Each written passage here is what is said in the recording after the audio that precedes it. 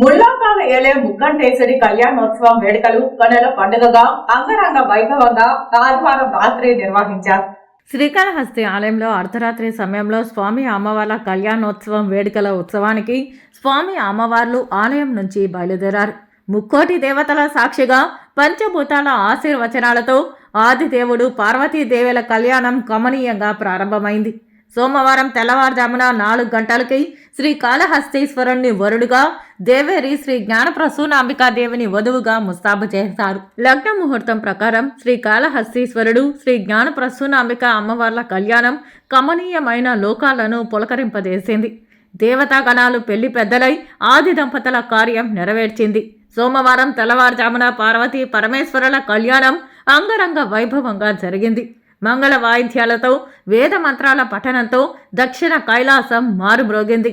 ఉమాశంకరుల కళ్యాణమే దివ్య ముహూర్తంగా భావించి పలు జంటలు ఒక్కటయ్యాయి. కళ్యాణం కార్యక్రమాన్ని ప్రధాన అర్చకులు, వేద పండితులు, ఆలయ అధికారులు ఘనంగా నిర్వహించారు.